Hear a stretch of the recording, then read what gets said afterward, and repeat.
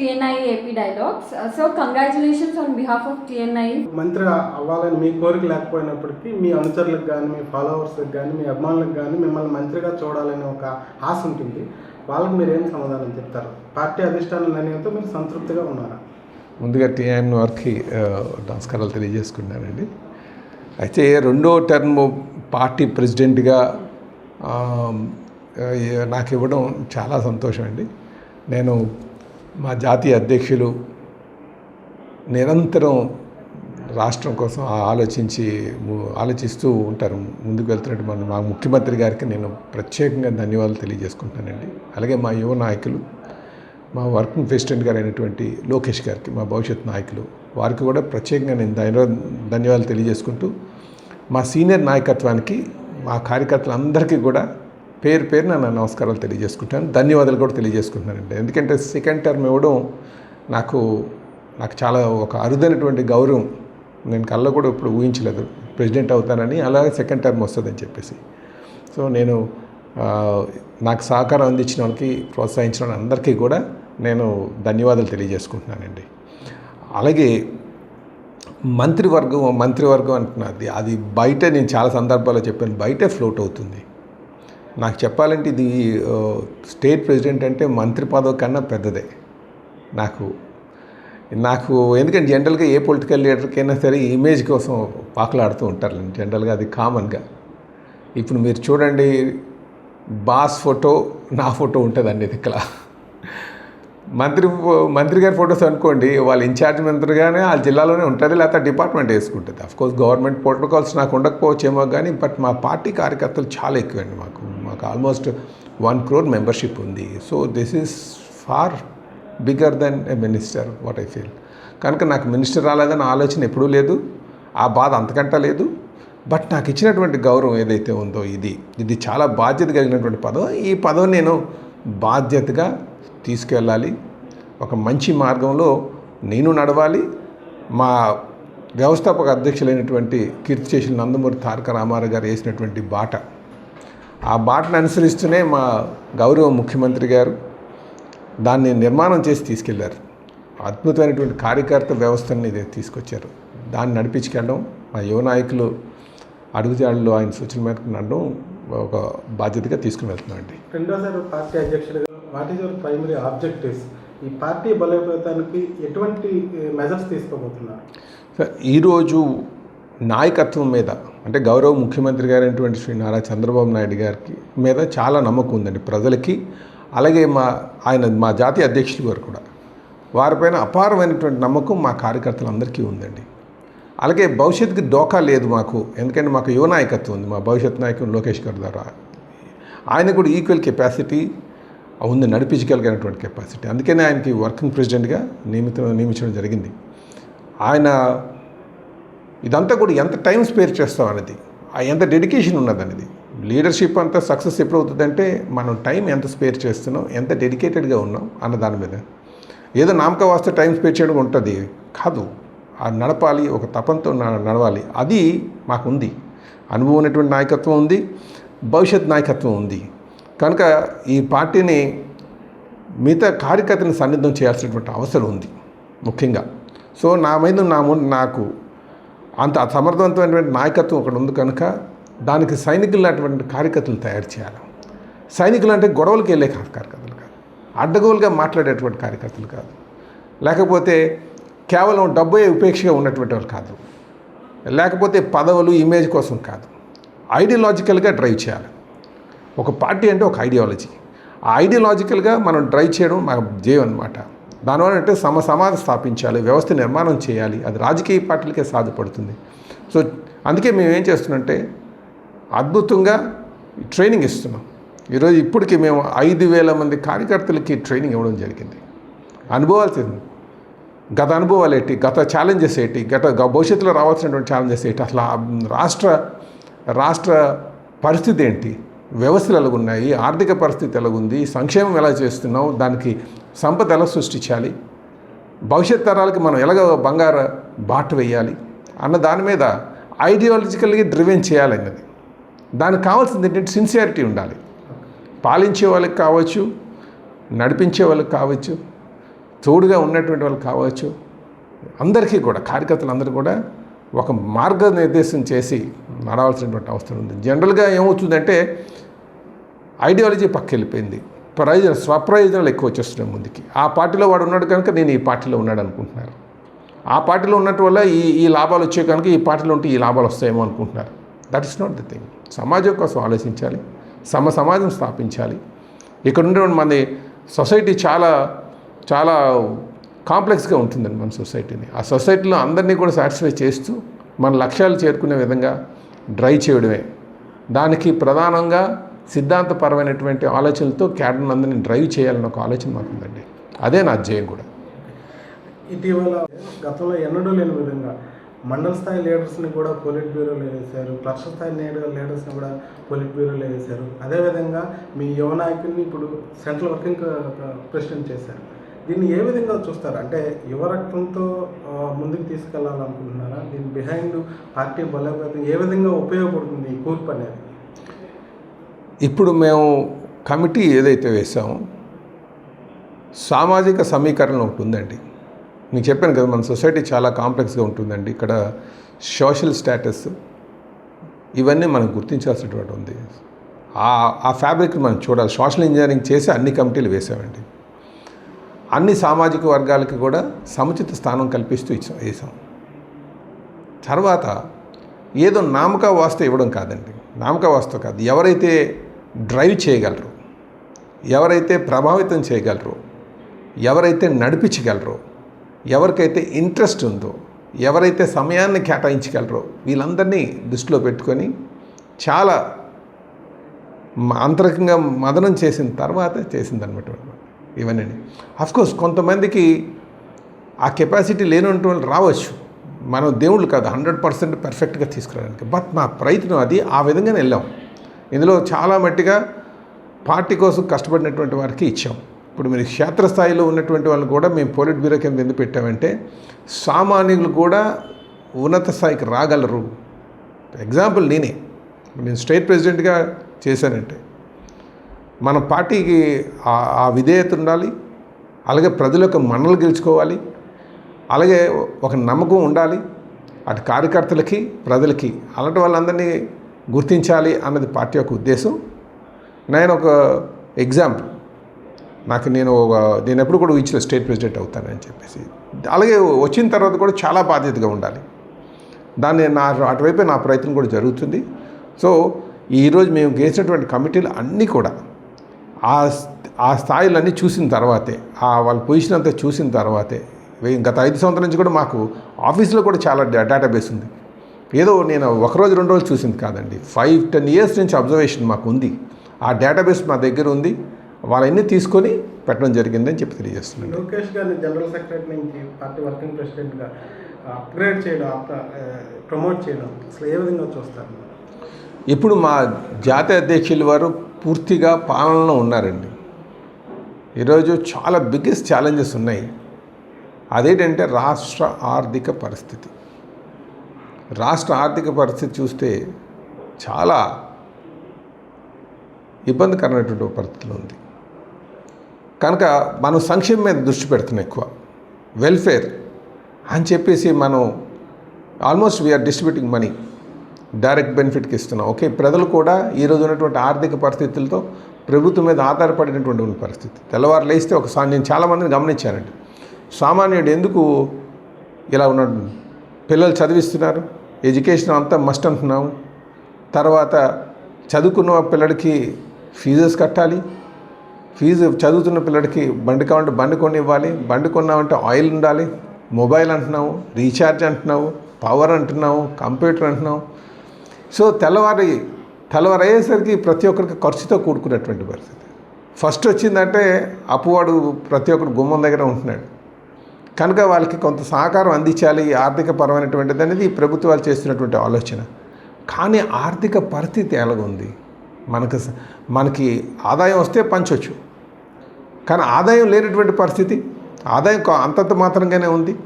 ఈరోజు ఖర్చు చేస్తే చాలా ఎక్కువ ఎక్స్పెక్టేషన్స్ పబ్లిక్లో ఉంది.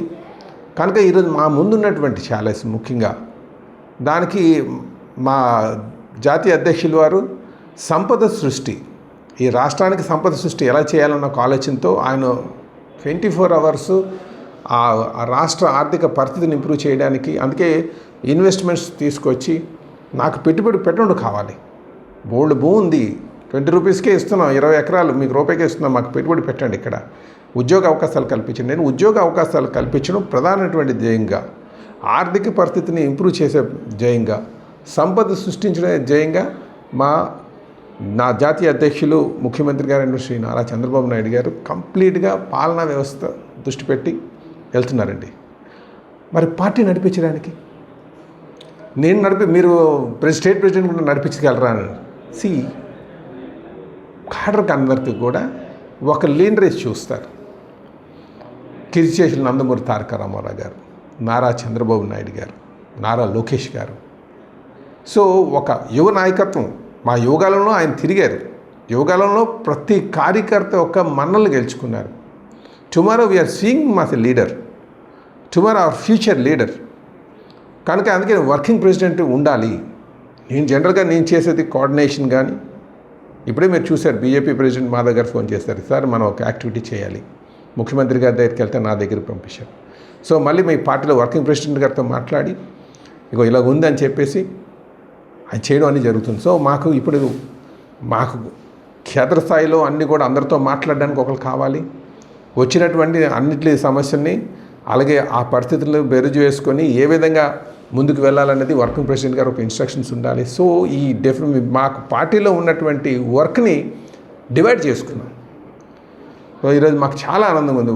లేకపోతే చాలా స్టేట్ ప్రెసిడెంట్గా, జనరల్ సెక్రటరీగా వారు ఉండేవారు. అప్పుడు ఆయనకు అదే భారం పడేది ఆయన. ఇప్పుడు ఇంకా కొంచెం అథారిటేటివ్గా ఉంటుంది. సో మాకు చాలా ఆనందం ఆయన వర్కింగ్ ప్రెసిడెంట్గా ఉన్నప్పుడు ఉంటే డెసిషన్ మేకింగ్ ఇంకా ఫాస్ట్గా ఉంటుంది. సో ఆయనకి నిజంగా మేము మనస్ఫూర్తిగా ఆయనకి వర్కింగ్ ప్రెసిడెంట్ అయినందుకు మేము మనస్ఫూర్తిగా కంగ్రాచులేషన్ చేస్తూ ఆల్ ది బెస్ట్ తెలియజేస్తున్నాం అండి. రీసెంట్ కమిటీలో almost more than weaker section నుంచి అందులో 77 మంది ఒక బీసీ వర్గాల నుంచే ఉన్నారు. అసలు వీళ్ళు అందులో ఇంతమందిని ఇన్కల్కేట్ చేయడానికి ఒక ముఖ్య ఉద్దేశం ఏంటి? వాళ్ళకి ఆ స్వేచ్ఛ ఉంటుందా, నిర్ణయాధికారం లేదంటే పార్టీ పాలసీ మేకింగ్ చేసే అధికారం కానీ ఆ నిర్ణయం కానీ స్వేచ్ఛ కానీ ఉంటుందా? ముమ్మాటికి ఉంటుందండి. నేను మీకు ఎగ్జాంపుల్ చెప్తా. కీర్తిశేషులు నందమూరి తారక రామారావు గారు పార్టీ పెట్టేటప్పుడు మీరు ఒక్కసారి ఆయన సీట్లు ఇచ్చింది చూడండి. అసలు వెనకబడినటువంటి వర్గాలు కానీ, అణగారినటువంటి వర్గాలకు కానీ రాజకీయ చైతన్యం కల్పించినటువంటి పార్టీ తెలుగుదేశం పార్టీ. 83 years వరకు కూడా ఆ పార్టీ ఎవరు ఆలోచించేవారు కాదు. ఒక వెనకబడినటువంటి వర్గం రాజకీయం కోసం ఆలోచిస్తే ఎగతాళి చేసేవారు. అవకాశం ఉండేది కొందరి చేతిలోనే ఉంది. మీరు చూసుకోండి, 82 ముందు ఆ కొందరి దగ్గర నుంచి కొన్ని సామాజిక వర్గాలే రాజకీయం అంటే మనది కాదనేవారు, ఎగతాళి చేసేవారు. సినిమా ఆయన పార్టీ నడుపుతాడని ఆయన ఎగతాళి చేసేవారు. వెనకబడినటువంటి వర్గాన్ని ఎవరైనా రాజకీయంగా ఎదుగుదామంటే వాళ్ళకి అవకాశాలు కల్పించేవారు కాదు. అణగారినటువంటి వాళ్ళు ఎవరైనా వస్తే వాళ్ళని ఎగతాళి చేసేవారు. ఇలాంటి పరిస్థితుల నుంచి ఎంతోమంది వెనకబడినటువంటి వారికి, అణగారినటువంటి వారికి రాజకీయ అవకాశాలు కల్పించినటువంటి పార్టీ తెలుగుదేశం పార్టీ. అది కీర్తిశేషులు నందమూరి తారక రామారావు గారు. అక్కడి నుంచి అదే ఆయన సిద్ధాంతాలనే ముందుకి మా జాతీయ అధ్యక్షులు ముఖ్యమంత్రి గారు శ్రీ నారా చంద్రబాబు నాయుడు గారు కొనసాగిస్తున్నారు. ఈరోజు మా యువ నాయకులు కూడా అదే పందాలు వెళ్తున్నారు. అందులో భాగంగానే సోషల్ ఇంజనీరింగ్ చేయాలన్నదే మా పార్టీ డిఎన్ఏలోనే ఉంది. దాని తగ్గట్టుగానే ఆ 34% రిజర్వేషన్, 50% రిజర్వేషన్ బీసీలు కల్పించాలి, అన్ని వర్గాలు కలిపి అన్న ఒక ఆలోచన మాకు ఉంది. అందులో భాగంగానే అక్కడ తీసుకురావడం జరిగిందని చెప్పేసి మీకు తెలియజేస్తున్నామండి. ఇకపోతే డెసిషన్ మేకింగ్ అన్నారు. డెసిషన్ మేకింగ్ ఖచ్చితంగా ఉంది. డెసిషన్ మేకింగ్ ఖచ్చితంగానే ఉందానికి ఒకటే ఎగ్జాంపుల్ చెప్తానండి. ఇదివరకు మేము పార్టీలో అంటే ఎలక్షన్కి ముందు 2024 ఎలక్షన్కి ముందు మా బాడీలో బీసీ ఒకటే ఉండేది. బీసీ ప్రెసిడెంట్, బీసీ సెక్రటరీ అని చెప్పి. అసలు బీసీ అని కొనసాగిద్దామా, లేకపోతే కులాల వారీగా పార్టీలో కూడా ఎఫిలియేటెడ్ బాడీస్ తెద్దామా అని ఒక ఆలోచనకు వచ్చారు మా జాతీయ అధ్యక్షులు వారు. వెంటనే జాతీయ అధ్యక్షులు వారు మళ్ళీ కుటాల మధ్యన ఎందుకు మనం విరగొట్టడం కరెక్ట్ కాదేమో, బాడీని ఇంకా లార్జ్ చేద్దాం, దాంట్లో పెడదాం అనేసి. మా యువ నాయకులు లోకేష్ గారు ఏమన్నారంటే, నో అలా కాదు, ఒకసారి మనం ఒక ప్రయోగం చేద్దాం. కులాల వారిగా కూడా ఎఫిలియేటెడ్ బాడీస్లో తయారు చేసి పార్టీలో తీసుకొద్దామన్నారు. ఇక్కడ డిఫరెన్స్ ఆఫ్ ఒపీనియన్ అంటే కొంచెం పాయింట్ వచ్చినప్పుడు ఏం చేద్దామన్నారు. బీసీలందరినీ పిలిపించి పార్టీ ఆఫీసులో 2 రోజులు అంతర్మదనం చేసిన తర్వాత లాస్ట్కి మేము వచ్చినటువంటి కంక్లూజన్ ఇది మనం కులాల వారికి ఎఫిలియేటెడ్ బాడీస్ తెద్దామని చెప్పేసి. ఇట్ వర్క్అవుట్ వెరీ వెల్, చాలా బాగా పనిచేసింది. అన్ని కులాలకి మేము తెలుగుదేశం పార్టీ ప్రెసిడెంట్ సెక్రటరీ కింద ఇచ్చాం ఎఫిలియేటెడ్ బాడీస్లో. సో ఇందులో డెసిషన్ మేకింగ్ మా బాస్కి వచ్చినప్పటికీ కూడా ఆయన తీసుకోలేదు. మా ముందు పెట్టి మీరు చేయండి, మీరు ఏం చెప్తే అది చేస్తానండి. ఆ రోజు కానీ మీ అందరం కలిపి లేదు మీరు ఒకటే బాడీ పెట్టండి, కులాల మధ్యన మనం చిచ్చు పెట్టకూడదు, విరగొట్టకూడదు అని ఏదో ఒక ఆలోచనలో మేము చెప్పేసి ఉంటే అలాగే కంటిన్యూ అయిపోయింది. దానివల్ల ఎలా ఉండేదో నాకు ఈరోజు ఈ పరిస్థితి వస్తుందని అనుకునేవాడిని కాదు. ఈరోజు అందరూ కూడా ఓన్ చేసుకుంటున్నారు, అందరూ ఓన్ చేసుకుంటున్నారు పార్టీని. ఇగో నేను నా పార్టీ తరపున ఇగో నా కులానికి చేశాను, మీరేం చేస్తారు చెప్పండి అని చెప్పేసి. సో ఆ విధంగానే మేము డెసిషన్ తీసుకొని బీసీలకి ఖచ్చితంగా కింద ఉన్నటువంటి వరకు కూడా పైకి తీసుకొచ్చి ఒక డెసిషన్ మేకింగ్లో ఎప్పుడు అవకాశం ఉంటుంది. ఇదే కాదండి, చైర్మన్స్ కింద ఇచ్చాం. చైర్మన్స్ కింద ఇచ్చినప్పుడు కూడా ఇప్పుడు బడ్జెట్ ప్రిపరేషన్లో ఖచ్చితంగా వాళ్ళ సలహాలు కూడా తీసుకుంటాం. అఫ్కోర్స్ ఈరోజు మేము కొంత డబ్బులు పెట్టకపోవచ్చు ఎందుకంటే ఉన్నటువంటి ఆర్థిక పరిస్థితి, బట్ ఖచ్చితంగా ఏముంది విదేశీ విద్యకి వెనకబడిన వెళ్తున్నట్టు ఎంత పెట్టాల్సి ఉంటుంది, మినిమం బడ్జెట్ అయినా పెట్టాలి. ఆ డెసిషన్స్ కూడా తీసుకున్నాం, వాళ్ళ సలహాలు కూడా తీసుకుంటున్నాం. ఆల్రెడీ 2 years 2029 ఎలక్షన్స్కి ఏంటి ప్రిపరేషన్స్, ఇంకేమైనా ఛాలెంజెస్ ఉన్నాయా? అంటే ఇవి కాకుండా మీరు ఏం ఛాలెంజెస్ ఫేస్ చేస్తున్నారు? ఏ విధంగా 2029లో మళ్ళీ అధికారంలో రావడానికి ఎలాంటి మెజర్స్ తీసుకోవచ్చు? సార్ 2029 ఎలక్షన్ చాలా కీలకమండి. ఇది మా పార్టీకే కాదు, రాష్ట్రానికి కూడా చాలా కీలకం. రాష్ట్రానికి ఎందుకు కీలకం అంటున్నామంటే ప్రాజెక్ట్స్ అన్నీ కూడా కంప్లీట్ అవ్వాలంటే 2 terms ఉండాలి. ఈరోజు అమరావతి కంప్లీట్ చేయాలన్నా, పోలవరం కంప్లీట్ చేయాలన్నా, అనేక ఇండస్ట్రీస్ కంప్లీట్ వచ్చాయి మన దగ్గర. సుమారు ఈ దేశంలో ఉన్నటువంటి టోటల్ ఇన్వెస్ట్మెంట్లో 25% ఇన్వెస్ట్మెంట్ మనకు వచ్చిందంటే నాయకులు ఒక నమ్మకం. ఇవి కొనసాగాలి అంటే 2029 is very good, not only for party, it is also good for the people of Telugu and Andhra Pradesh. ఎందుకు ఈ ప్రాజెక్టులన్నీ కంప్లీట్ అవ్వాలి, అందుకే మేము దాన్ని అనుగుణంగానే వెళ్తున్నాం. ఆ ఛాలెంజ్ ఏంటంటే రేపు వీళ్ళు ఇండస్ట్రీ స్టార్ట్ చేసిన తర్వాత ప్రభుత్వాలు మారితే అవి కొనసాగుతావా లేదనేది చాలా డౌటే. ఉదాహరణకి అది ప్రజలు ఆలోచించుకోవాలి. మాకున్నటువంటి అనుభవం 2019లో పార్టీ దిగిపోయిన తర్వాత ఆ రోజు ఇక్కడే విశాఖపట్నంలోనే ఫ్రాంక్లిన్ టెంపుల్టన్ అని చెప్పేసి ఒక సాఫ్ట్వేర్ కంపెనీ ఆపరేషన్ స్టార్ట్ చేసి 100 మంది ఆపరేషన్ స్టార్ట్ చేసి వాళ్ళకి ఒక 20 ఎకరాల్లో ఇచ్చాం. దాన్ని మిథున్ రెడ్డి గారు అక్కడ మాట్లాడారు, పార్లమెంట్లో మాట్లాడి అతి తక్కువ రేటుకి ఇచ్చేసారు. ఇట్స్ ల్యాండ్ స్కామ్ అని చెప్పేసి పెద్దగా మాట్లాడితే వాళ్ళు 1 monthలో ఆపరేషన్స్ క్లోజ్ చేసి ల్యాండ్ సరెండర్ చేసి వెళ్ళిపోయారు. It's international company, one of the best company. వీళ్ళు ఇలా అనేక చేశారు. లూలు కావచ్చు, అలాగే జాకీ కావచ్చు. నేను 100 కంపెనీలు చెప్తాను వీళ్ళు చేసే పని, కేవలం డబ్బులు కక్కుర్తిపడి. That was the last previous government ఒక ఇంటెన్షన్. అంటే నాకు ఆర్థిక ఉపేక్ష వాళ్ళు ఏమన్నాను, ఆ ప్రమాదం ప్రజలు గమనించాలి. ఎందుకంటే నా రాజకీయ నాయకుడిగా నేను చెప్పగలను, ప్రజలు కూడా ఆ బాధ్యత తీసుకొని ఉండాలి, తెలుసుకోగలగాలి. సో ఎన్నో కంపెనీస్ పోయినాయి. ఇప్పుడు 2029లో ఇలాంటి పరిస్థితి ఉంటుందా అన్నది ఇన్వెస్టర్స్లో ఉన్నటువంటి ఫియర్. సో అది ప్రజలు ఆలోచించుకోవాలి. ఇకపోతే మేము ఎదుర్కొన్నటువంటి ఇంకో ఛాలెంజ్ ఏంటంటే వైసీపీ నేతలు చేస్తున్నటువంటి సోషల్ మీడియా దుష్ప్రచారం, బ్యాడ్ ప్రొపగండా. వాళ్ళ హ్యాండిల్స్లు అన్నీ చూడండి. జస్ట్ మీకు ఎగ్జాంపుల్కి ఆ రోజు అధికారం రావడానికి కోడికత్తి డ్రామా ఎలాగాడారు. టిల్ నౌ ఆ కోడికత్తి కూడా లేదు, అలాగా ఎక్కడుందో తెలియదు. ఎలాగైతే తప్పుదావ పట్టించారు ఆ విధంగా ఈ నేటికి కూడా అనేక బ్యాడ్ ప్రచారాలు చేస్తున్నారు. ఇది కూడా ప్రజలు ఆలోచించేయాలి. సో ఇదొక ఛాలెంజ్. ఈ బ్యాడ్ ప్రచారాన్ని ఏదైతే social media and YCP social media handles నుంచి చేస్తున్నారో దాన్ని కొంచెం గమనించాల్సినటువంటి అవసరం ఉంది. అలాగే ఇంకో ఛాలెంజ్ ఏంటంటే ఈ రాష్ట్ర ఆర్థిక పరిస్థితి రేపు వైసీపీ నాయకత్వం వచ్చి వాళ్ళు రేపు ఈరోజు మీరు 4,000 పెన్షన్ ఇస్తున్నారు, నేను రేపు 8,000 పెన్షన్ ఇస్తాను. అన్నదాత సుఖీభావకి మీరు 20,000 ఇస్తున్నారు, నేను 40,000 ఇస్తాను. తల్లికి వందనం ఏదైతే ఉందో మా అమ్మఒడి కాస్త మేము 13,000-15,000 కాస్త డబల్ చేస్తానని ఇలాంటి ప్రచారాలు చేస్తే వాటిలో కూడా పడకుండా ప్రజల్ని అవేర్నెస్ చేయాలి. ఈరోజు అందుకే చెప్పాను కదా, రాష్ట్ర ఆర్థిక పరిస్థితి పట్ల కూడా ప్రజలకి అవగాహన చెప్పించాలి. సో ఇలాంటి ఛాలెంజ్ ఒక స్కీమ్స్ అనౌన్స్మెంట్ చేసేటట్టు కానీ, సోషల్ మీడియాలో చేసినటువంటి దుష్ప్రచారం కావచ్చు, సాధ్యం కానటువంటి స్కీమ్స్ అనౌన్స్ చేసి ప్రజలు తప్పుదోవ పెట్టడానికి వైసీపీ నాయకత్వం చేసిన, అలాగే ఇన్వెస్టర్ని అభద్రతా భావన కల్పించడం కానీ, ఇవన్నీ కూడా రేపు ఛాలెంజ్ చేస్తాయి. ఇవన్నీ కూడా ప్రజలకు అవేర్నెస్ చేయాలి. రేపు 2029లో కూటమి ప్రభుత్వం రావడం చాలా ఆవశ్యకత ఉంది, చాలా ఇంపార్టెంట్, అది చాలా నీడ్ ఉంది. దాన్ని బట్టి అది ప్రజలందరూ గమనించాలి. మేము ఖచ్చితంగా ప్రజలు కూడా ఆ విధంగా ఎడ్యుకేట్ చేసుకుని ముందుకు వెళ్తామండి. సీఎం గారు కావచ్చు, జనసేన అధినేత కావచ్చు, ఎక్కడ మాట్లాడినా ఓపెన్ బయాస్లో మన కూటమి 15 ఏళ్ల పాటు ఉంటుంది, బలంగా ఉంటుంది, ఇంకా అండర్స్టాండింగ్ ఉందంటున్నారు. అది గ్రౌండ్ లెవెల్లో కూడా కనిపిస్తుంది.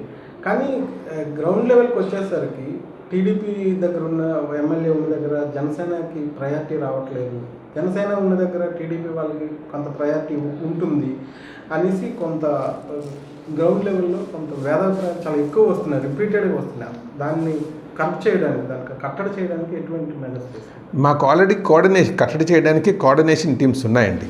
ఒక స్టేట్ లెవెల్ ఉంది, డిస్ట్రిక్ట్ లెవెల్ ఉంది, అలాగే ఇన్ఛార్జెస్ మంత్రిని పెట్టాం.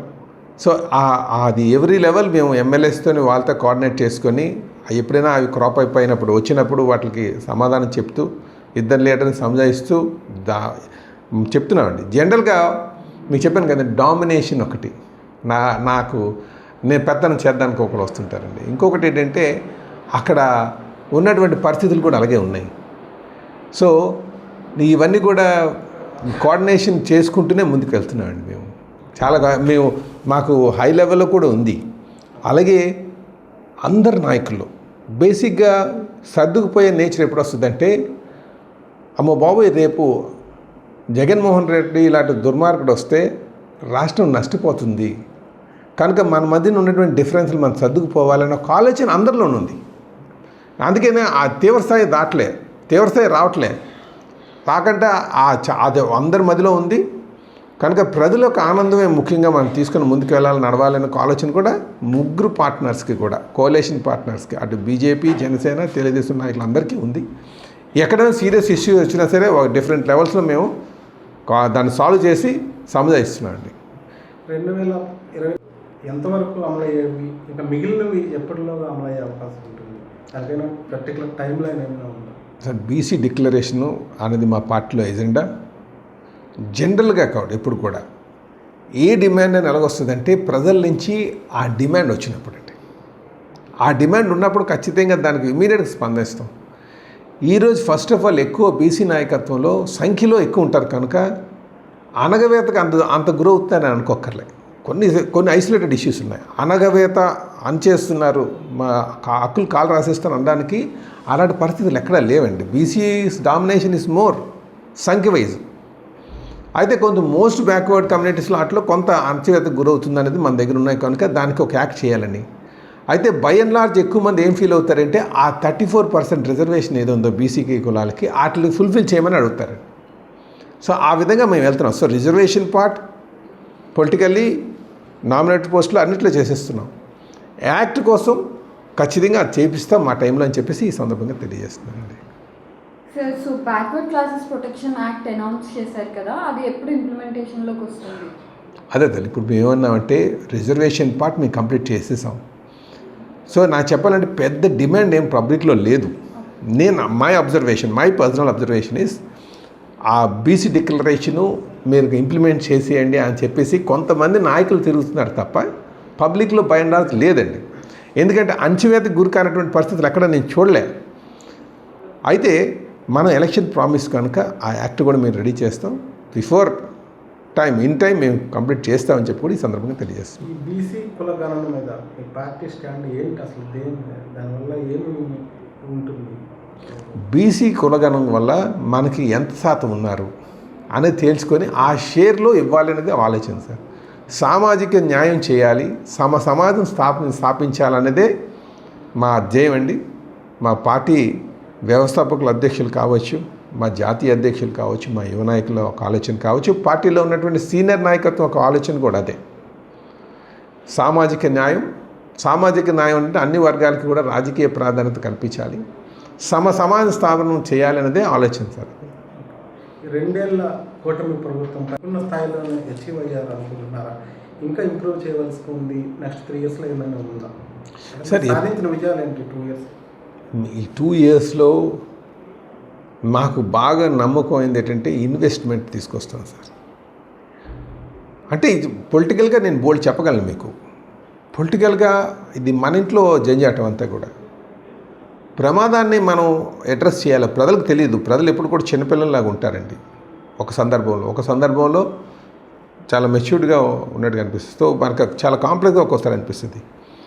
బట్ నాయకులుగా మనం చేయాల్సింది ఏంటంటే వాళ్ళకి ఎప్పుడు మంచి చేయాలి. ఆ మంచి చేయడంలో ప్రధానమైనటువంటిది రాష్ట్ర ఆర్థిక పరిస్థితిని మనం ఇంప్రూవ్ చేయాలి. రాష్ట్ర ఆర్థిక పరిస్థితిని ఏ విధంగా ఇంప్రూవ్ చేయాలన్న దాని మీదే మా జయం అంతా ఉంది. అదే ప్రధానంగా మనకి కాపాడుతుంది.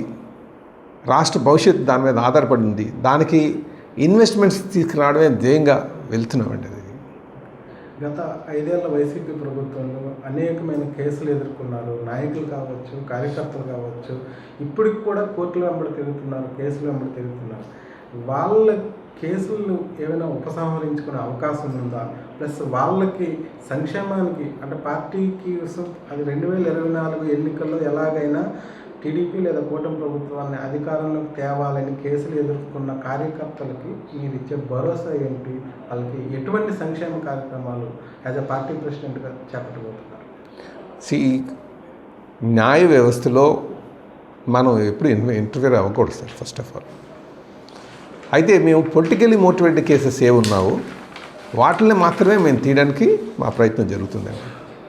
ఇందులో పొలిటికల్గా మోటివేటెడ్ కేసెస్ నా మీద కూడా పెట్టారు. ఎందుకంటే మా నాయకులు అరెస్ట్ చేస్తే నిరసన తెలియజేస్తుందని చెప్పేసి అరెస్ట్ చేస్తారు. శాంతియుతంగా చేసినప్పటికీ కూడా ఇంటికి అసలు నిరసన చేయడానికి బయటకు వస్తామంటే ఇంటి దగ్గర పోలీసులను పెట్టేవారు. అరే మీరు ఎందుకు ఆపుతున్నారంటే అడిగితే కేసు పెట్టేశారు. ఇలాగా అనేక కేసులు అండి. నాకు తెలిసి సుమారు 20,000 మంది కార్యకర్తల మీద కేసులు పెట్టుంటారు. 20,000 మంది పెట్టుంటారు. అది ఇవి డిఫరెంట్ స్టేజెస్లో ఉన్నాయండి. ఒకటేంటంటే జస్ట్ కేసు ఫైల్ చేసి ఎఫ్ఐఆర్ వేసి వదిలేశారు అంతే, దానికి ఛార్జ్షీట్ పెట్టలేదు. ఇదొక కేటగిరీ ఉంది. రెండో కేటగిరీ ఏంటంటే ఆల్రెడీ ఛార్జ్షీట్ ఫైల్ చేశారు బట్ కోర్టుకి పంపించలే. సో ఈ రెండు కూడా పోలీస్ స్టేషన్ స్టేజ్లోనే ఉన్నాయి. ఎందుకని వాళ్ళకి తెలుసు these are all politically motivated అని. ఇంకోటి ఏంటంటే క్రిమినల్ కేసులు పెట్టి ఛార్జ్షీట్ వేసి కోర్టులో వేసేశారు. సో ఈ డిఫరెంట్ కేటగిరీస్ ఉన్నాయన్నమాట. మేము మా బాస్ చెప్పింది ఒకటేనండి, ఎనీ పొలిటికల్లీ మోటివేటెడ్ కేస్ దాన్ని తీయండి. అవి చేపిస్తున్నామండి. అది లీగల్గా ఆ ఒపీనియన్ అంతా తీసుకోవాలి. ఆ డైరెక్టర్ ఆఫ్ ప్రాసిక్యూషన్స్ ఉంటారు, వాళ్ళతో మాట్లాడుతున్నాం. అన్యాయంగా పెట్టినటువంటి కేసులు తీయమని చెప్తున్నాం. ఖచ్చితంగా అది జరుగుతుందండి. అది న్యాయ వ్యవస్థలోకి వెళ్ళిన తర్వాత కోర్టులో ఉన్నది మాత్రం దానికి ఒక ప్రొసీజరు అవన్నీ ఉంటుంది. ఇరుపక్షాలని కాంప్రమైజ్ చేసి చేయాలి. అవి డిలే అవుతాయి. దానికి రాకపోయేసరికి కొంతమంది మాట్లాడుతున్నారు తప్ప ఛార్జ్షీట్ లెవెల్లో ఉన్నది వాళ్ళు ఎంక్వైరీ చేసి ఆ ఛార్జ్షీట్ అంటే ఎఫ్ఐఆర్ లెవెల్లో ఉన్నది పొలిటికల్లీ మోటివేటెడ్ కేసులన్నీ కూడా డ్రాప్ అవుతున్నాయి. ఇది మేము చెప్తున్నామండి. ఇది చాలామంది లైవ్లీహుడ్ కూడా దెబ్బతిన్న వాళ్ళు ఉన్నారు. చాలామంది కార్యకర్తలు కావచ్చు, నాయకులు కావచ్చు. వాళ్ళ సంక్షేమానికి ఎటువంటి కేసులు, అక్రమ కేసులు, వైసీపీ ప్రభుత్వం అక్రమ కేసులు నష్టపోయిన వాళ్ళకి ఎటువంటి సంక్షేమాన్ని అందించబోతున్నారు? రాజకీయం అన్నా నాయకత్వం అన్నా ఛాలెంజ్ అన్నా ఇదే ఒక త్యాగం అండి. ఇది మనం నష్టపోయారు కనుక వాళ్ళ రిహాబిలిటేషన్ సెంటర్స్ కాదు పార్టీ అంటే. అందుకే నేను పార్టీ ఎప్పుడు ఐడియాలజీ ట్రై చేయాలి. ఐడియాలజీ ట్రై చేసినప్పుడు కొంత బాధ్యత తీసుకోగలగాలి. నా మీద కేసులు పెట్టారు, నేనేం చేయలేదు. ఒకటి అచ్చెన్నాయుడు గారిని అరెస్ట్ చేశారు కనుక గాజువాకలో నిరసన చేస్తూ వచ్చారు. ఇంకో బిల్డింగ్ అన్యాయంగా దారేస్తున్నారు, అది గవర్నమెంట్కి ఇచ్చినటువంటి సైట్ అని చేస్తే దాని మీద కేసు పెట్టారు. ఇంకో కేసు అది మా బాస్ని అరెస్ట్ చేశారు, నిరసన చేస్తే దాని మీద అరెస్ట్ చేశారు. ఏకంగా కోర్టుకే వేస్తారు. ఈ 3 కేసులు కూడా. సో ఎవరైతే ఒక స్థాయి నాయకులు ఉన్నారో వాళ్ళందరి మీద కేసులు పెట్టి చేస్తారండి. సో ఇవన్నీ మనం కొంచెం భరించాల్సినటువంటి అవసరం ఉంది. ఇవన్నీ ఛాలెంజ్ కింద తీసుకుంటేనే నాయకత్వం తీసుకోవాలి, రాజకీయాల్లోకి రావాలి. అది కనుక దాన్ని మనం పార్టీల మీద ఆధారపడడం కరెక్ట్ కాదు. నేను నా పర్సనల్ ఒపీనియన్. ఆ మాత్రం త్యాగం చేయకపోతే సమాజం కోసం ఏం చేసినట్టు? బేసిక్గా ఎవరి పనిలో వాళ్ళు ఉండొచ్చు, ఎవరు రాకలేదు. కానీ పార్టీ నాయకత్వం తీసుకుందాం అనుకున్నా, సమాజం కోసం ఆలోచిద్దాం అనుకున్నా వాళ్ళు త్యాగం చేయాల్సినటువంటి అవసరం ఉంది అన్నది నా ఉద్దేశం. అలాగే పార్టీ ఒక స్థాయిలోకి వచ్చింది కనుక ఆ కష్టంలో ఉన్న వాళ్ళకి మేము మెంబర్షిప్ ద్వారా ఎవరికైనా ఆరోగ్య సమస్యలు ఉన్నా, లేకపోతే ముఖ్యంగా ఆరోగ్య సమస్యలు ఉన్నప్పుడు వాళ్ళకి మేము హెల్ప్ చేస్తున్నాం. అలాగే ఇల్లు లేనటువంటి వారికి ఎవరున్నా సరే మనకు పాలసీ ప్రకారంగా హౌసెస్ ఏర్పాటు చేస్తున్నాం. పెన్షన్ ఎలిజిబిలిటీ ఉంటే వాళ్ళకి చేస్తున్నాం. అది జనరల్గా రొటీన్గా అందరికీ జరిగే విధంగా నేను చేస్తున్నాం. సో పార్టీ తరపు నుంచి వచ్చేవి ఏంటంటే హాస్పిటల్ ట్రీట్మెంట్ ఎవరున్నా అవి చేపిస్తాను ఖచ్చితంగా. రాష్ట్రం ఈ రెండు ప్రధాన ధ్యేయంగా at the age of 75 hours CM గారు చాలా కష్టపడుతున్నారు, అందరిలో కష్టపడుతున్నారు. బట్ పార్టీలో కొంతమంది పెద్ద స్థాయిలో ఉన్న నాయకులు, ఎమ్మెల్యే, ఎంపీ, సపోజ్ కేసినేని చిన్ని కావచ్చు, లేదంటే కొల్లిపూడి శ్రీనివాస్ లాంటి వాళ్ళు చిన్న చిన్న డిఫరెన్సెస్ ప్రతిసారి రోడ్డు మీదకి వస్తున్నారు. అసలు చాలాసార్లు ఇప్పటికే చంద్రబాబు గారు వాళ్ళని వార్న్ చేశారు కూడా, ఈ పార్టీకి మంచిది కాదు, రాష్ట్రానికి కూడా మంచిది కాదు. అటువంటిని కట్టడి చేయడానికి ఏం మెజర్స్ తీసుకుంటున్నారు? అటువంటి వాళ్ళ మీద ఎటువంటి యాక్షన్ తీసుకోబోతున్నారు? ఎందుకంటే ఇది ఒక దగ్గర చూసి ఇంకొక దగ్గర పెరిగితే అల్టిమేట్గా పార్టీకి డ్యామేజ్. పార్టీ డ్యామేజ్ జరిగిందంటే ఆల్మోస్ట్ రేపు 2029 ఎలక్షన్స్లో రాష్ట్ర భవిష్యత్తు కోసం మళ్ళీ కూటమి పార్టీ రావాల్సిన అవసరం ఉందని చెప్తున్నారు. దాన్ని ఎలా ఎఫెక్ట్ పడబోతుంది? దాన్ని మీరు ఏ విధంగా కట్టలేదు? ఇప్పటికే మేము పలుమార్లు మాట్లాడడం జరిగిందండి.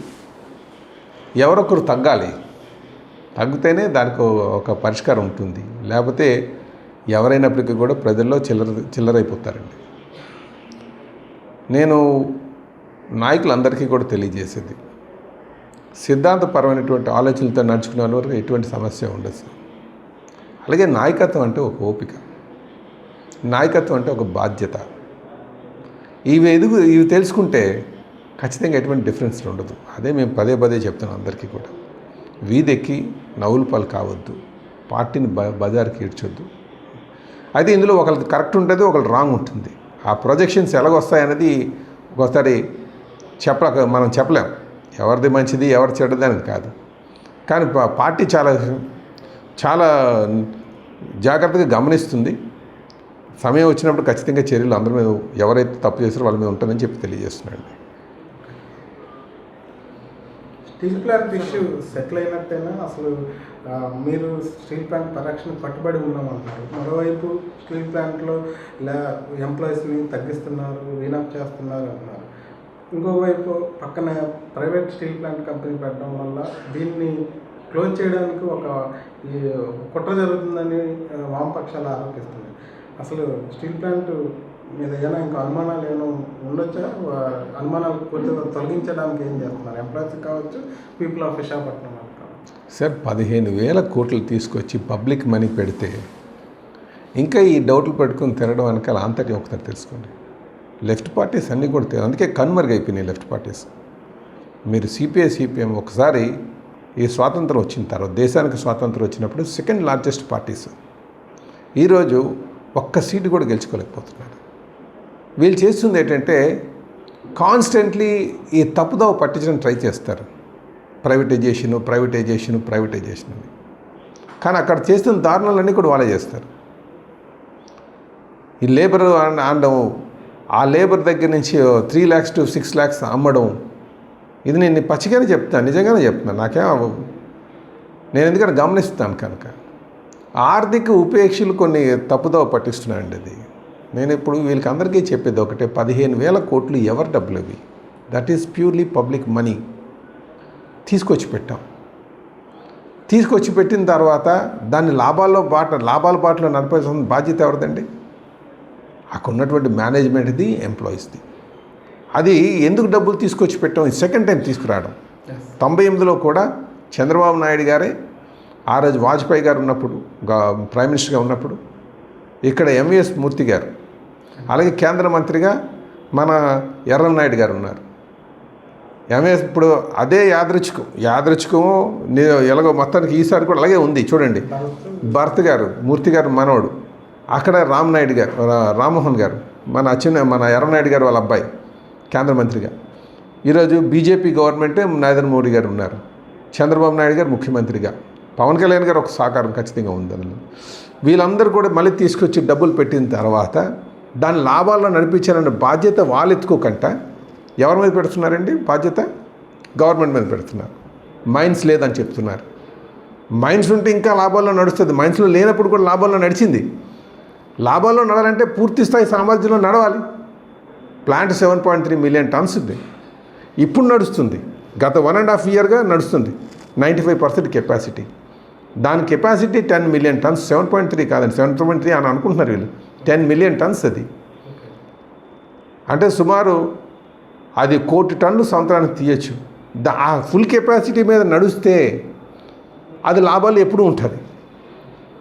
సరుకు ఉండిపోయింది, అమ్మలేదు, ప్రభుత్వం మీద ఒత్తిడి తెద్దాం, మా సరుకు ఉండిపోయింది, అమ్మలేదు, మీరు ప్రభుత్వ సెక్టర్ కనుక కొనండి అని. అసలు ప్రొడక్షనే 50% 30% మీద నడుస్తే ఎప్పుడు లాభాల్లో నడుస్తుందండి?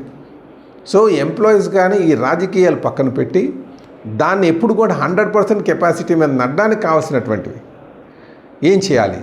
ఈరోజు ఒక సమర్థవంతమైనటువంటి మేనేజ్మెంట్ వచ్చింది కనుక ఆ 95% 7.3కే క్యాలిక్యులేట్ చేసి 95% కెపాసిటీ మీద రన్ అవుతున్నారు. ఈరోజు లాస్ట్ బిఫోర్ ఇయర్ వైసీపీ గవర్నమెంట్లో 450 కోట్లు లాస్ ఉంటే దాన్ని అది 450 కోట్ల లాస్ని కవర్ చేసి 50 కోట్ల ప్రాఫిట్కి వచ్చింది. ఈ ఏడాది ఖచ్చితంగా 500 కోట్ల ప్రాఫిట్ ఉంటుంది గ్యారెంటీగా.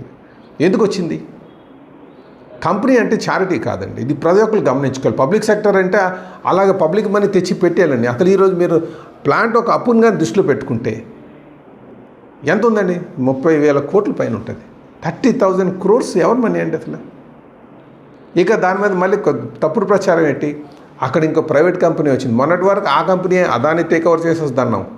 తర్వాత ఈ ఆర్సెలర్ మెటల్ వచ్చి తీసుకుంటారన్నారు.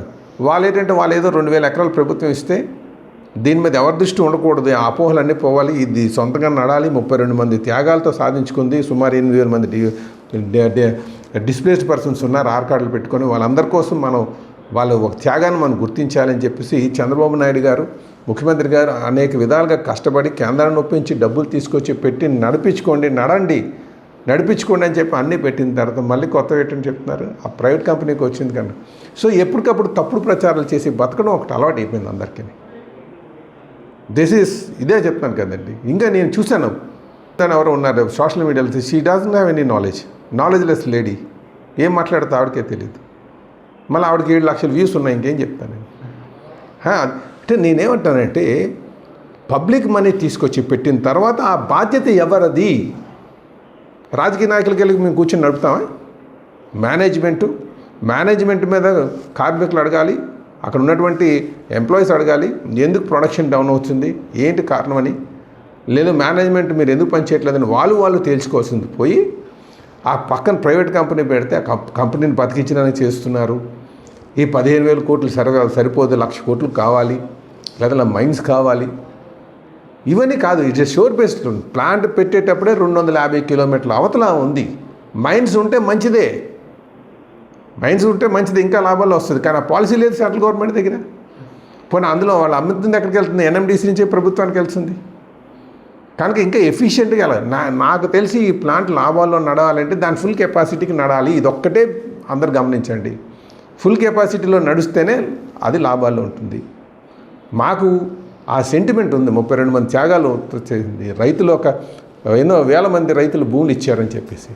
సో అందుకే వీళ్ళు చేసేది ప్రైవేటైజేషన్ చేసేస్తారు అన్నది ఒక తప్పుడు ప్రచారం. అయితే అది మళ్ళీ నష్టాల్లోకి తీసుకెళ్తే ఎవరు కాపాడలేరు. వాళ్ళకి అన్నీ ఇచ్చిన తర్వాత ఫుల్ ప్రొడక్షన్ తీసుకెళ్ళిపోతే ఎవరేం చేయగలరు? ఎన్నిసార్లు కాపాడతారు? అదే ముఖ్యమంత్రి గారు అన్నారు, మీరు ఇంత డబ్బులు తీసుకొచ్చాం, ఈసారి డబ్బులు తేడం అంత సులువుగా పడలేదండి. అదృష్టం మనకు బాగుంది, త్యాగం చేసినటువంటి వారి ఆత్మ ఘోషిస్తుంది, మొత్తానికి వచ్చినాయి డబ్బులు. సో దీన్ని ఇక్కడి నుంచి వాళ్ళు ఫుల్ ప్రొడక్షన్ తీసుకొని వెళ్తే ఎటువంటి డోకా ఉండదు. నాకు తెలిసి ఈరోజు మేనేజ్మెంట్ చాలా బాగుంది. ఎంప్లాయీస్ అందరు కూడా వచ్చారు. అసలు ఇదివరకు అంతా తిన్న వాళ్ళందరూ కూడా బయటకు పంపించేస్తున్నారు. ప్రైవేట్ కంపెనీ వస్తే రానియండి, కాంపిటీషన్ ఉంటుంది, వాళ్ళు కూడా మైండ్స్ లేదు కదా. ఇంకా ముఖ్యమంత్రి గారు ఇంకో తప్పుడు ప్రచారం ఏం చేశారు తెలుసా అండి, అక్కడ వాళ్ళకి వెళ్ళి వాళ్ళకి మైన్స్ ఇచ్చేశారు. ఎంపీలందరూ వెళ్ళి వాళ్ళకి ఆర్సిలర్ మెటల్కి మైన్స్ ఇచ్చేశారు, మనకు మైన్స్ ఇవ్వలేదు అని తప్పుడు ప్రచారం పెట్టారు. అక్కడేం మైన్స్ ఇవ్వలేదు సార్. వాళ్ళు ఏమన్నారంటే నేను ఇన్ని వేల లక్ష కోట్లు ఇక్కడ పెట్టుబడి పెడుతున్నాను, నాకు ఎష్యూడ్ సప్లై, నేను డబ్బులు కట్టిన తర్వాత ఎష్యూడ్ సప్లై అని అడిగారు. వాళ్ళు పైప్ లైన్ వేసుకుంటారన్నారు. ముఖ్యమంత్రి గారు ఏమన్నారంటే వాళ్ళు పైప్ లైన్ వేసుకుంటే మనం కూడా పైప్ లైన్ కోసం ప్రయత్నం చేద్దాం, మనకి ఇంకో టన్ను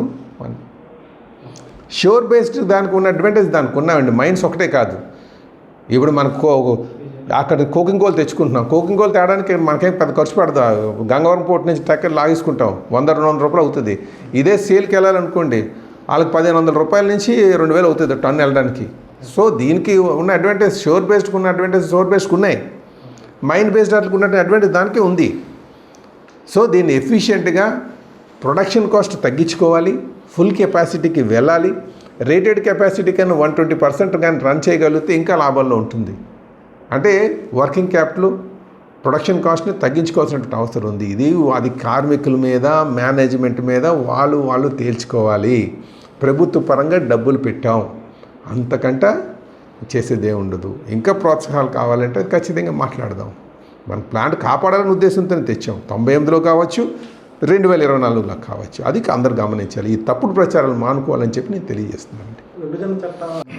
మేము ప్రతి ఏడాది ఒక జిల్లాలో చేయాలనుకుంటున్నామండి. సో ఈసారి లాస్ట్ టైం కడప చేసాం కనుక ఈసారి శ్రీకాకుళం చేయాలని ఒక ఆలోచన. ఈరోజు కూడా మేము వెళ్తున్నాం, వెళ్ళి కనుక్కొని వస్తామండి. మా ప్లేస్ ఐడెంటిఫై చేసి వస్తామండి. ఇప్పుడు మేము విజయనగరం దగ్గర ఐడెంటిఫై చేసాం, కానీ మళ్ళీ మాకు ఇన్స్ట్రక్షన్స్ ఏంటంటే శ్రీకాకుళం దగ్గరలో చూడమని. సో అక్కడికి వెళ్ళి చూసుకొని ఆ ప్రాంతంలో పెట్టడానికి మేము ప్రయత్నం చేస్తామని చెప్పి తెలియజేస్తున్నామండి. అంటే ప్రతి ఏడాది కూడా ఒక జిల్లాలో చేయాలని. ఆల్మోస్ట్ దేశ రాజకీయ పరిస్థితులు చూస్తే చంద్రబాబు లాంటి సీనియర్ నాయకుల అవసరం కేంద్రంలో అవసరం ఉందని అనిపిస్తుంది ప్రజెంట్ ఉన్న దేశ రాజకీయ పరిస్థితులు చూస్తే. అట్ ద సేమ్ టైం రాష్ట్రంలో చంద్రబాబు నాయుడు స్థానాన్ని లోకేష్తో భర్తీ చేస్తారు అనే ఒక ఊహాగానాలు కావచ్చు, లేదంటే ఆయన అమితంగా అభిమానించే నాయకులు కావచ్చు, కేడర్ కావచ్చు కోరుకుంటున్నారు ఆయన సీఎం. అసలు త్వరలోనే ఇది ఏమైనా సాధ్యమవుతుందా? మీ ఉద్దేశంలో ఎంత వేగంగా ఇది జరిగే అవకాశం ఉంటుందా? నాకు తెలిసి అలాంటివన్నీ చూడట్లేదండి. అలాంటి మాకు మా పార్టీని బలోపేతం చేసుకోవాలనేదే మా జయం, మా యువ నాయకులకు జయం కూడా. పార్టీ ఈ సంస్కరణలు ఇప్పుడు వస్తున్న సంస్కరణలను కూడా ఆయన తీసుకుంటున్నవే. అనుభవం ఉన్నటువంటి నాయకత్వం ఉంది మాకు ఖచ్చితంగా చంద్రబాబు నాయుడు గారి ద్వారా, సీనియర్ నాయకత్వం ద్వారా. కానీ కొన్ని పెను మార్పులు యువ నాయకుడి యొక్క ఆలోచనతో వస్తున్నాయి. అంతేగాని మొత్తం అంతా అందిపుచ్చుకోవాలనే ఆలోచన ఆయనకి లేదు. ఆయన ఒకటే చెప్తారు, పార్టీ ఎప్పుడు శాశ్వతం, పార్టీ శాశ్వతం, అధికారం అశాశ్వతం. పార్టీ సొంతిల్లు అయితే అధికారం అద్దిల్లు. ఇదే మీరు గుర్తుంచుకోండి, ఇదే మాట చెప్తారు ఆయన. సో మనం పార్టీని బిల్డప్ చేద్దాం, దానికి ఒక డ్రైవింగ్ ఫోర్స్ ఆ యూత్ ద్వారా, లీడర్షిప్ ద్వారా, కార్యకర్తలు నాయకుల ద్వారా ఉండాలి అనేది ఒక ఆలోచన. So more and focus is more on party cadre, అంతే తప్ప అధికార పైన కాదు. దిస్ ఇస్ ఫర్ ష్యూర్, మీరు గమనించవచ్చు. అంటే కేంద్రంలో చంద్రబాబు లాంటి వ్యక్తి ఉంటే అక్కడ రాజకీయ పరిస్థితులు బాగుంటాయి, రాష్ట్రానికి కావాల్సిన ఇంకా ఎక్కువ రాబట్టుకునే అవకాశం ఉంటుందని ఒక వర్గం చేస్తుంది. దాన్ని ఏ విధంగా చూస్తారు? ఇప్పుడున్న ప్రజెంట్ ఉన్న రాష్ట్రం ఉన్న లోటు బడ్జెట్లో ఖచ్చితంగా మనకి ఫైనాన్షియల్ అసిస్టెంట్ చాలా ఎక్కువ అవసరం. వెల్ఫేర్ స్కీమ్స్ రన్ అవ్వాలన్నా, దానికి ప్యారలల్గా డెవలప్మెంట్ చేయాలన్నా, దాన్ని మీరు ఏ విధంగా బాగుంటుంది? ఈరోజు ఈ రాష్ట్రానికి చంద్రబాబు నాయుడు గారు ఒక నాయకత్వం చాలా ఆవశ్యకత ఉంది. దానికి పవన్ కళ్యాణ్ గారు ఒక సహకారం అవసరం ఉంది. బీజేపీ యొక్క ఆశీస్సులు ఉండాలి. ఇప్పుడు ఉన్నటువంటి పరిస్థితిలో ఇదే. అప్పుడే రాష్ట్రం పూర్తి స్థాయి అభివృద్ధి చెందుతుంది. 20-29 లక్షలుగా మనం ప్రయాణం చేయొచ్చు అని చెప్పి తెలియజేస్తున్నాం. లాస్ట్ బట్ నాట్ లీస్ట్, మీరు చాలా సౌమ్యులు, మీ ఫాదర్స్ నుంచి కూడా చాలా సౌమ్యులు, చాలా ఎప్పుడు నాన్ కాంట్రవర్షియల్. బట్ ఈరోజు అపోజిషన్ చూస్తుంటే రప్ప అనుకుంటేనే ప్రచారం చేస్తుంది, డైరెక్ట్గానే వార్నింగ్ ఇస్తున్నారు. 2029 అధికారంలోకి వస్తే అంతరిక్షంలో ఉన్న పట్టుకొని వస్తామంటున్నారు. ఏ విధంగా పార్టీని కార్యకర్తలకు భరోసా ఇవ్వబోతున్నారు? ఆ యాటిట్యూడ్ నుంచి మీ యాటిట్యూడ్ ఏ విధంగా మ్యాచ్ చేసి వీళ్ళందరినీ ఏ విధంగా రేపు 29 ఎలక్షన్స్కి ముందుగా నడిపించబోతున్నారు? రేపు ప్రజలే నడిపిస్తారండి గ్యారంటీగా. నేను చెప్తున్నాను కదా, జగన్మోహన్ రెడ్డి అనే వ్యక్తికి మళ్ళీ ప్రజలు అధికారం కట్టరు. నాకున్నటువంటి అయితే మేము గౌరవమైనటువంటి తప్పులు చేయకంటే వెళ్ళాల్సినటువంటి అవసరం ఉంది. అందరూ కలిసికట్టుగా ఉండాల్సినటువంటి అవసరం ఉంది. మా జాతీయ అధ్యక్షులు చంద్రబాబు నాయుడు గారు అడుగుజాడలో నడుస్తా అన్నీ సక్రమంగా ఉంటాయండి. అదే పార్టీ క్యాడర్కి తెలియజేసేదండి. జగన్మోహన్ రెడ్డి గారిని ప్రజలందరూ కూడా గమనించారు. ఆయనకి బంధుత్వాలపైన ప్రేమ ఉండదు. పర్సంటేజెసే లోకంగా ఆయన వెళ్తారండి. చేయాలి, విమర్శ చేయకపోతే అవ్వదు. మీరు చూడండి, లిక్కర్ స్కామ్ కావచ్చు, ఎనీ స్కామ్ యూ టేక్, వాళ్ళకి డబ్బులు అభివృద్ధి చేయం కాదు, లావాదేవీలే లేదు చేయం. సో అలాంటి వాళ్ళు ప్రమాదం ఈ సమాజానికి, ఈ రాష్ట్రానికని ప్రజలు గమనించారు కనుక ఆయన 11 సీట్లకే పరిమితం చేశారు. ఆయన మళ్ళీ ఒక పగడకలకు అంటున్నారు, మళ్ళీ వస్తాం రఫాడిస్తామని ఆయన నైజాన్ని ప్రూవ్ చేస్తున్నారు. ఏం చేసినప్పటికీ కూడా ప్రజలు మళ్ళీ ఆయనకు ఆదరించరు. ఇది మీరు నోట్ చేసుకోవచ్చు. కానీ మేము ఘోరమైనటువంటి తప్పులు చేయకుండా ఉండాలి, సఖ్యతగా ఉండాలి. తప్పులు చేయకూడదు, సఖ్యతగా ఉండాలి. ఏదైతే ప్రజల యొక్క ఆనందం ఈరోజు ఉందో ఇదే ఆనందాన్ని మనం తీసుకెళ్ళగలగాలి 10 కాలాల పాటు. ఇది మీకు తెలియజేస్తాను. Okay, thank you very much sir.